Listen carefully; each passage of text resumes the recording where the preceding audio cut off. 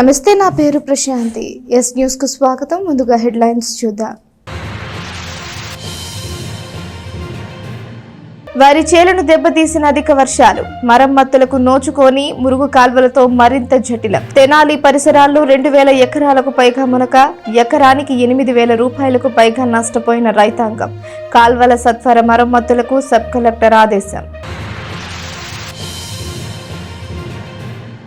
అమెరికాలో మృతి చెందిన తెలుగు విద్యార్థుల కుటుంబాలకు అండగా ఉంటాం.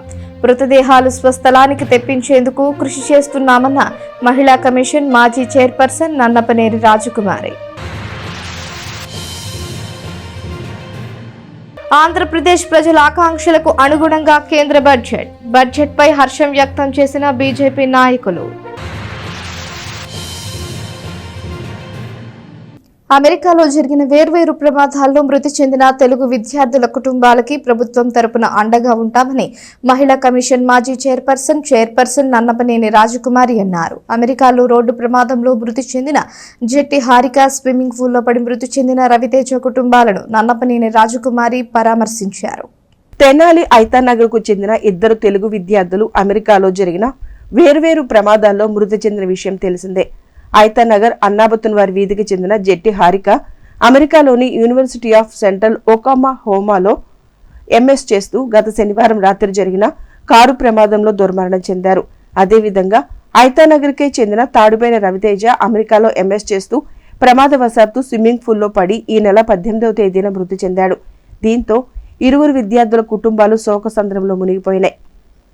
ఈ నేపథ్యంలో మహిళా కమిషన్ మాజీ చైర్పర్సన్ నన్నపనేని రాజకుమారి మంగళవారం మృతి చెందిన తెనాలి విద్యార్థుల కుటుంబాలను పరామర్శించారు.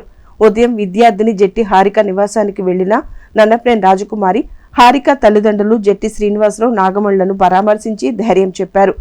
తెలుగుదేశం పార్టీ తరపున కుటుంబానికి అండగా ఉంటామని హామీ ఇచ్చారు. హారిక మృతదేహాన్ని తెనాలి తీసుకురావడానికి ప్రభుత్వం అన్ని విధాలా కృషి చేస్తోందని, మృతదేహం గురువారం తెనాలి వస్తుందని తెలిపారు. ఉన్నత చదువుల కోసం అమెరికా వెళ్లిన పేద కుటుంబాలకు చెందిన 2 విద్యార్థులు అక్కడే అనుకోని ప్రమాదాల్లో మృతి చెందడం బాధాకరమని రాజకుమారి అన్నారు. అనంతరం అమెరికాలో టెక్సాస్ లోని ట్రైన్ యూనివర్సిటీలో ఎంఎస్ చేస్తూ పార్ట్ టైం జాబ్ చేస్తున్న తాడిపైన రవితేజ ఈ నెల 18వ తేదీన ప్రమాదవశాత్తు అక్కడ స్విమ్మింగ్ పూల్లో పడి మృతి చెందాడు. దీంతో రవితేజ నివాసానికి వెళ్లిన నన్నపనేని రాజకుమారి, మాధవరావు దంపతులు వారి కుటుంబాన్ని పరామర్శించారు. మృతుని తల్లి జయలక్ష్మిని పరామర్శించి ధైర్యం చెప్పారు. మృతదేహం వీలైనంత త్వరగా తెనాలి తీసుకువచ్చేందుకు కృషి చేస్తున్నామని అన్నారు. అంతవరకు ధైర్యంగా ఉండాలని, ప్రభుత్వం తరపున అండగా ఉంటామని హామీ నన్నపనేని రాజకుమారి ఇచ్చారు. ఎన్నో ఆశలతోటి అమెరికాకు పంపించారు. వాళ్ళకి ధైర్యం చెప్పాలని వచ్చాను నేను. నాకే బాధగా ఉంది. ఇక్కడ ఒక సామాన్య కుటుంబం ఇల్లు కూడా తాకట్టు పెట్టి పెద్ద మొత్తంలో డబ్బు తీసుకుని అమ్మాయి కోరిక మీదకి అమెరికాకి పంపించడం జరిగింది.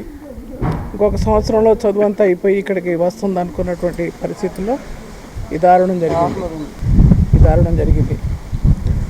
శ్రీనివాసరావు గారు వీళ్ళంతా కూడా మనకు బాగా తెలిసిన వాళ్ళు, మన ఊరు వాళ్ళు, ఐతానగర్ వాళ్ళు, ఎక్కడ వాళ్ళైనా, దగ్గరైనా దూరమైనా, ఇంకొక ఊరైనా, ఏదైనా మన ఇండియా నుంచి అమెరికాకి పిల్లలు వెళ్ళడం, అక్కడ చదువుకోవడం, ప్రయోజకులై రావాలని మనం కోరుకుంటాం. అయితే అక్కడ అనుకోని సంఘటనలు జరిగి ఇలా దురదృష్టం వెంటాడుతుంది. అందులో యాక్సిడెంట్లో మరణించడం అనేది అది మరి భరించలేని వేదన. దాంతోపాటు ఏంటంటే సంవత్సరం క్రితమే అమ్మాయి అక్కడికి వెళ్ళడం జరిగింది. బాగా చదువుకునే అమ్మాయి, మంచి తెలివైన అమ్మాయి, చక్కటి అమ్మాయి. చాలా కష్టంతో చదివిస్తున్నారు. దానికోసం చాలా అప్పులు కూడా చేశారు. మరి ఇది చెప్పచ్చో లేదో నాకు తెలియదు, కానీ ఎందుకంటే పిల్లల మీద ఆశలు ఉంటుంది. ఎంత ఖర్చు అయినా పెట్టి బిడ్డలను చదివించుకోవాలనే ఆలోచన అనేది నిజంగా చాలామందికి వస్తుంది. అది చెడని నేను అన్నాను, మంచిదే. ఎందుకంటే పిల్లలు మళ్ళీ పెద్దగా చదువుకుని ప్రయోజకులు అయినాక వాళ్ళు తప్పులు వాళ్ళే తీర్చుకుంటారనే ఉద్దేశంతో ఆ రకంగా పాపం ఇల్లు కూడా తాకట్టు పెట్టి పిల్లలు పంపించారు. ఈరోజు ఖచ్చితంగా జరిగినటువంటి ఈ నష్టాన్ని పొందవలసిన బాధ్యత మన ప్రభుత్వం మీద కూడా ఉందని నేను అనుకుంటున్నాను. ఎంపీ గారు, ఎమ్మెల్యే గారు వాళ్ళు కూడా ఆలోచన చేస్తారు. నేను కూడా చంద్రబాబు గారితో మాట్లాడతాను. మహిళా కమిషన్ చైర్మన్గా ఇలాంటి ఘోరాలు కానీ లేకపోతే అనుకోని సంఘటనలు కానీ జరిగినప్పుడు నేను బాబు గారు ఎంతో సాయం చేశారు, ఎంతోమందికి ఆయన చేశారు. అటువంటి మంచి దాతృ హృదయం ఆయనకుంది బాబు గారికి. ఖచ్చితంగా ఆయన దృష్టికి నేను తీసుకెళ్తాను. చంద్రబాబు గారు ఖచ్చితంగా ఈ కుటుంబాన్ని ఆదుకుంటారు, ధైర్యంగా చెప్తారు నేను కూడా. అట్లా లోకేష్ బాబు కూడా పట్టించుకున్నారు. ఎన్ఆర్ఐలతో మాట్లాడటం, అక్కడ అన్నపనేని మోహనం తానా ప్రెసిడెంట్లు వాళ్ళందరితో కూడా మాట్లాడటం, అలాగే మన వేమూరు రవి గారు, అలాగే జయరామ్ గారు వీళ్ళందరితో కూడా మాట్లాడారు. మరి వాళ్ళంతా కూడా మాట్లాడి ఏ విధంగా అమ్మాయిని తీసుకురాదని తొందరగా, నిజంగా చాలా త్వరగానే ఏర్పాటు చేస్తున్నట్టు 2-3 రోజుల్లో అమ్మాయి ఇక్కడికి వస్తుంది, తీసుకొస్తారు. ఆ తర్వాత వారికి ఎంతవరకు మనం న్యాయం చేయగలం తప్పనిసరిగా న్యాయం చేస్తాం. అది కూడా చెప్తున్నాను ధైర్యంగా వాళ్ళకి. Acharya Nagarjuna university incharge వీసీకి ASN కళాశాల తరపున అభినందనలు తెలియజేశారు. ఇన్ఛార్జి వీసీగా నియమితులైన కంచర్ల గంగాధర్ని కలిసిన ప్రిన్సిపాల్ కొలసాని రామచంద్ ఆయనకు అభినందనలు తెలిపారు. ఆచార్య నాగార్జున యూనివర్సిటీకి ఇన్ఛార్జ్ వైస్ ఛాన్సలర్ గా నియమించబడిన ఆచార్య కంచర్ల గంగాధర్ని ఏఎస్ఎన్ కళాశాల తరపున కళాశాల ప్రిన్సిపల్ కొలసాని రామచంద్ మంగళవారం మర్యాదపూర్వకంగా కలిశారు. యూనివర్సిటీ వైస్ ఛాన్సలర్ ఛాంబర్లో గంగాధర్ను కలిసిన ఏఎస్ఎన్ ప్రిన్సిపల్ కొలసాని రామచంద్ కళాశాల తరపున ఆయనకు అభినందనలు తెలియజేశారు. యూనివర్సిటీ సైన్స్ కళాశాలకి ప్రిన్సిపల్ గా ఉన్న ఆచార్య గంగాధర్ని ప్రభుత్వం యూనివర్సిటీ ఇన్ఛార్జ్ వైస్ ఛాన్సలర్ గా ఇటీవల నియమించింది. ఈ సందర్భంగా అభినందనలు తెలియజేసి డిగ్రీ కళాశాలలో వస్తున్న మార్పులు వివరించినట్లు రామచంద్ తెలియజేశారు. వీసీ గంగాధర్ ఆధ్వర్యంలో యూనివర్సిటీ అభివృద్ధి చెందాలని కళాశాల తరపున ఆశాభావం వ్యక్తం చేశారు. ఈ కార్యక్రమంలో కళాశాల కామర్స్ విభాగాధిపతి డాక్టర్ బి రాజీవ్ పాల్గొన్నారు.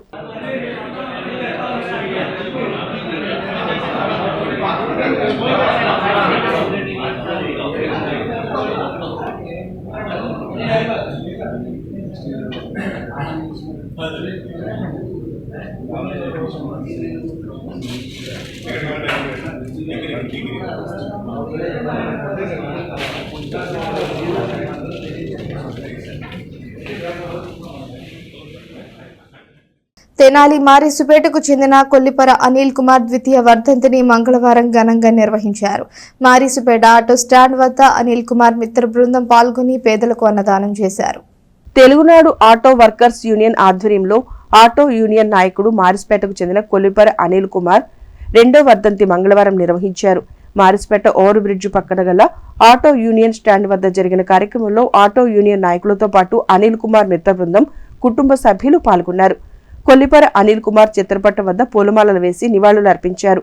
అనంతరం పేదలకు అన్నదాన కార్యక్రమాన్ని నిర్వహించారు. ఈ సందర్భంగా ఆలపాటి నాగభూషణం మాట్లాడుతూ తమకు సోదర సమానుడైన అనిల్ కుమార్ ద్వితీయ వర్ధంతిని సేవా కార్యక్రమాల ద్వారా నిర్వహించడం జరిగిందన్నారు. అందరికీ తలలో నాలుకలా ఉండే అనిల్ కుమార్ మృతి బాధాకరమని, ఆయన ఆత్మకు శాంతి కలగాలని ఆకాంక్షించారు.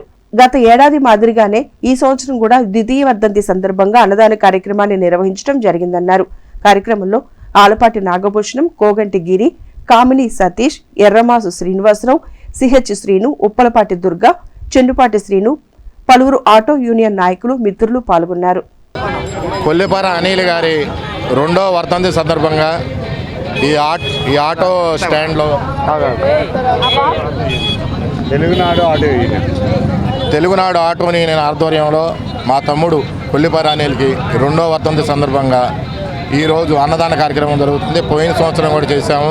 ఈ సంవత్సరం కూడా పేదలకు అన్నదానం చేసి వాడు ఎక్కడున్నా కానీ వాడు ఆత్మ శాంతించాలని, అందరికీ ఎంత ఉపయోగపడే మనిషి 10 మందికి నోట్లో నాలికలాగా ఉండేవాడు. అట్లాంటి వాడికి ఈరోజు మనం చేసే కార్యక్రమం చాలా చిన్నది అయినా మా వంతు అందరం కలిసి ఫ్రెండ్ సర్కిల్లో తమ్ముడికి వాడు కావాలని అన్నదాన కార్యక్రమం చేస్తున్నాము. వాడు ఎక్కడున్నా కానీ మనశ్శాంతిగా ఆయురారోగ్యాల పైన ఉన్నా కానీ దేవుడు చల్లగా చూడకు ఆడిని ఆడి కుటుంబాన్ని చల్లగా చూడడానికి కోరుకుంటూ ఈ కార్యక్రమం జరుగుతుంది. దీంట్లో తెలుగునాడు ఆటో యూనియన్ సభ్యులు కానీ, మేమందరం మారిసుపేట కానీ, మేము ఎడ్లపల్లి నుంచి కానీ మేమందరం వాడికి మా తమ్ముడిని గుర్తు చేసుకుందామని ఈ సంవత్సరం కూడా చేస్తున్నాం. ఇలాగే ప్రతి సంవత్సరం వాడి వర్ధంతి చెరిపి గొప్పగా వాడు బాగుండాలి, వాడి కుటుంబం కూడా ఆత్మకు శాంతి కలిగి వాడి కుటుంబం బాగుండాలని కోరుకుంటున్నాం. అమెరికాలో జరిగిన ఘోర రోడ్డు ప్రమాదంలో మృతి చెందిన తెనాలి విద్యార్థిని జట్టి హారిక కుటుంబాన్ని Congress party OBC state vice chairman Gurram Dwaraka Srinivas పరామర్శించారు. హారిక తల్లిదండ్రులను ఓదార్చి ధైర్యం చెప్పారు. స్థానిక ఐతానగర్లోని అన్నాబతునవారి వీధిలో నివాసం ఉంటున్న జట్టి శ్రీనివాసరావు, నాగమణి దంపతుల కుమార్తె జట్టి హారిక అమెరికాలో జరిగిన కారు ప్రమాదంలో మృతి చెందిన విషయం తెలిసిందే. అమెరికాలోని యూనివర్సిటీ ఆఫ్ సెంట్రల్ ఒకామా హోమాలో ఎంఎస్ చేస్తూ గత శనివారం రాత్రి జరిగిన కారు ప్రమాదంలో దుర్మరణం చెందిన విషయం తెలిసిందే. విషయం తెలుసుకున్న Congress party OBC state vice chairman Gurram Dwaraka Srinivas మంగళవారం హారిక నివాసానికి వెళ్లి తల్లిదండ్రులను పరామర్శించారు. హారిక తండ్రి శ్రీనివాసరావు, తల్లి నాగమణి సోదరుణ్ణి పరామర్శించి ధైర్యం చెప్పారు. హారిక మృతదేహాన్ని వీలైనంత త్వరగా స్వస్థలానికి తీసుకొచ్చే విధంగా ప్రభుత్వం తగిన చర్యలు తీసుకోవాలని ద్వారకా శ్రీనివాస్ కోరారు. వీరి కుటుంబానికి ప్రభుత్వం అండగా ఉండాలని సూచించారు.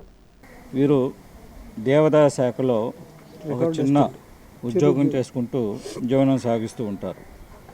ఉద్యోగంతో పాటు వ్యవసాయం చేసుకుంటూ తనకున్నటువంటి సంతానం, ఫస్ట్ సంతానం అయినటువంటి ఆడపిల్ల, రెండో సంతానం మగపిల్లడు, వాళ్ళని చదివించుకుంటూ అంచెలంచెలుగా పెంచి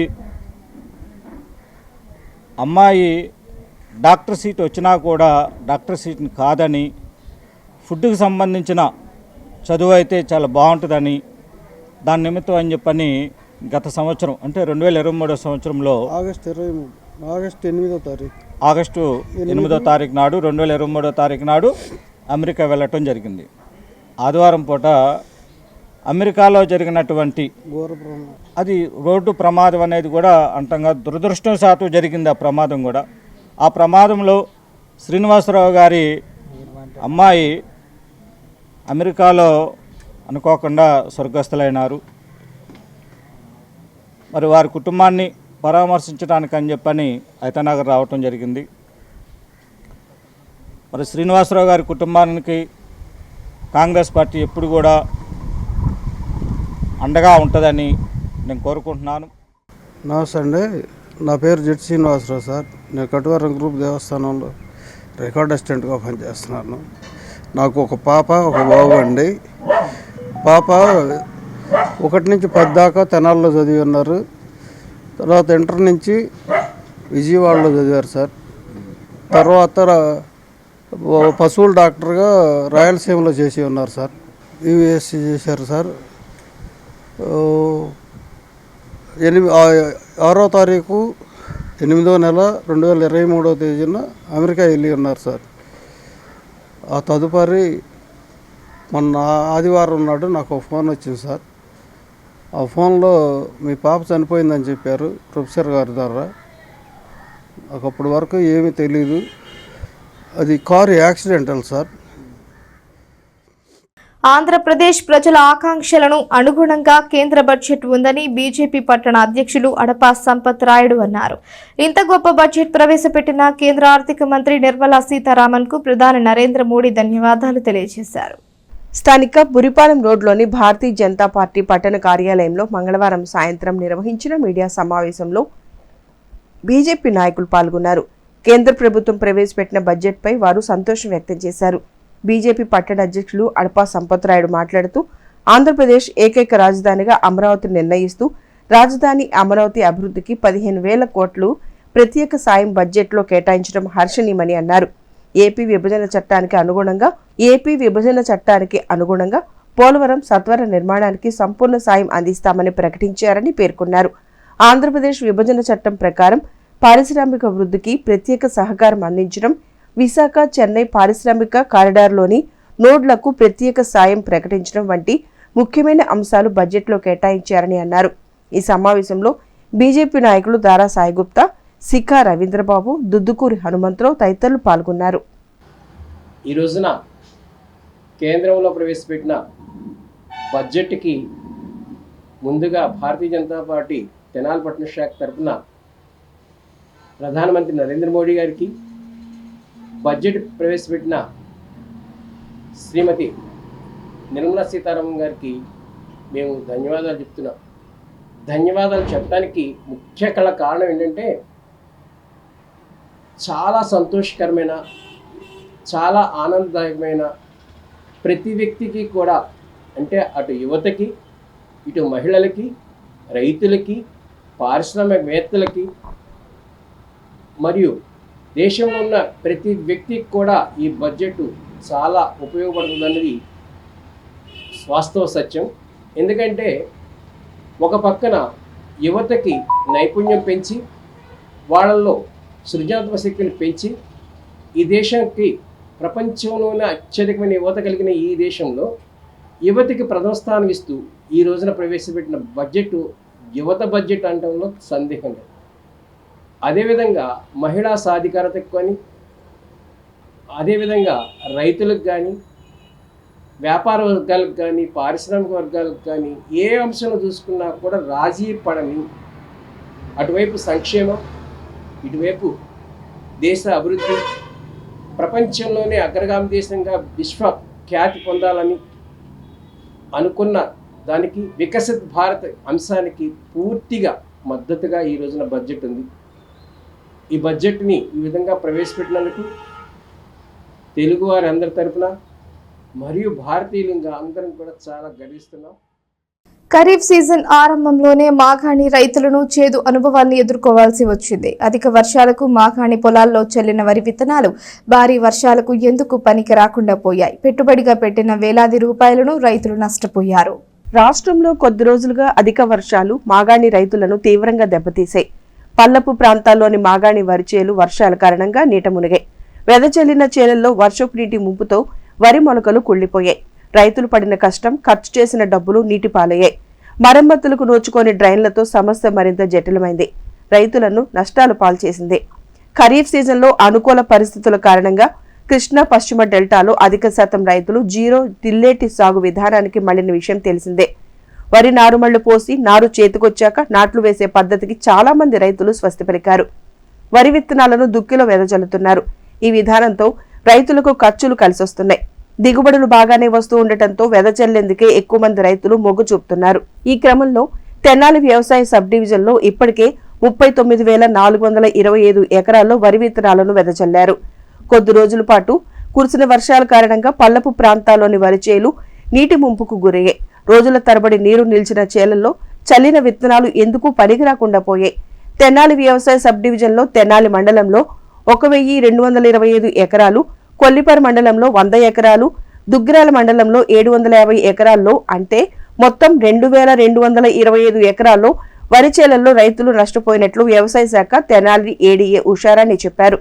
దీంతో విత్తనాల ధరతో సహా రైతులు ఒక్కో ఎకరాకు దాదాపు 8,000 రూపాయలు వరకు నష్టపోయారు.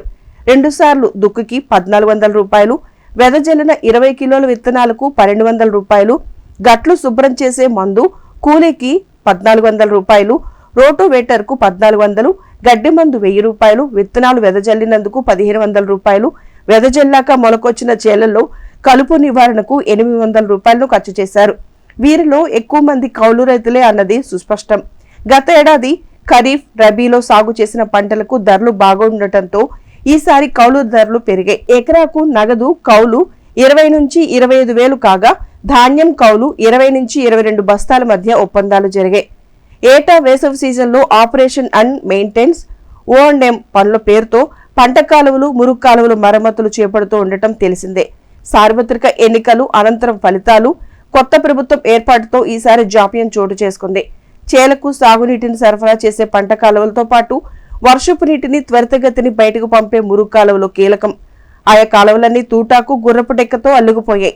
ఖరీఫ్ వ్యవసాయ పనులు ఆరంభమైన తర్వాత కూడా ఇరిగేషన్, డ్రైనేజ్ శాఖలు మీనమేషాలు లెక్కిస్తూ టెండర్ల ఖరారుతోనే కాలయాపన చేశాయి.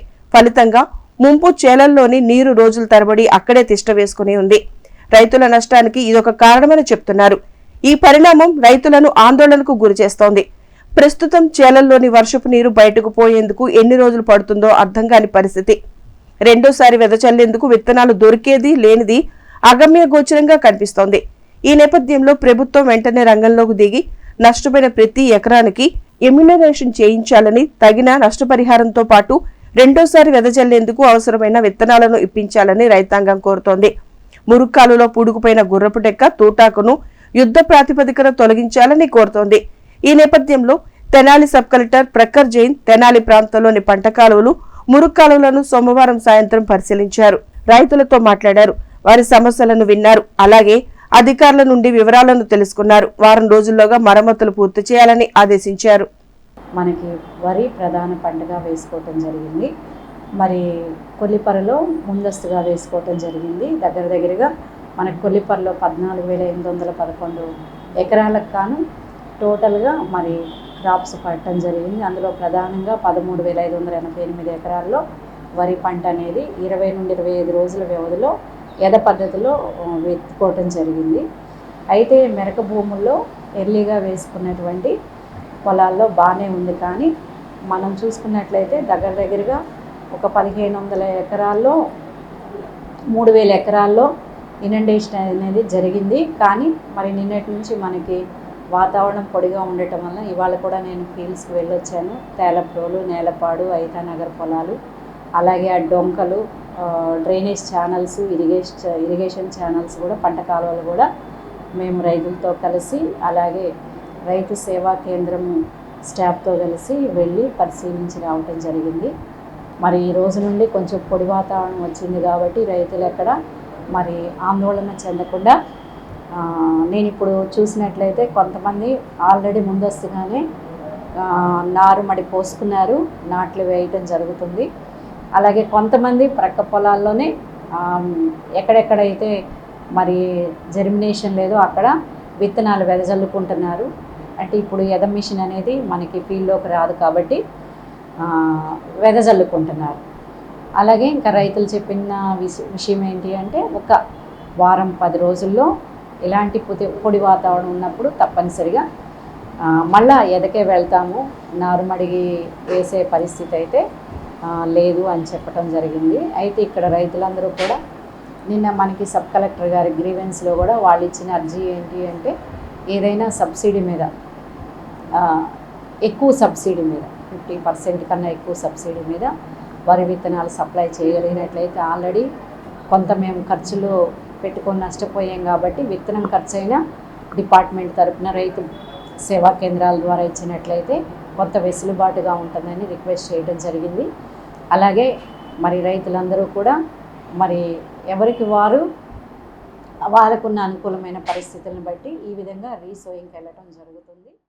పెరుకలపూడి ఆడపడుచుకు చెందిన టిఫిన్ బండిని అర్ధరాత్రి ఊరు పక్కనే ఉన్న కాల్వలోకి పడవేసిన దుర్మార్గులు. టిఫిన్ బండితో జీవనం సాగిస్తున్న నిరుపేద మహిళపై గ్రామంలోని కొంతమంది వ్యక్తులు కక్షగట్టి చేస్తున్న దుర్మార్గపు పనులు పరాకాష్ఠకు చేరాయని అన్నారు.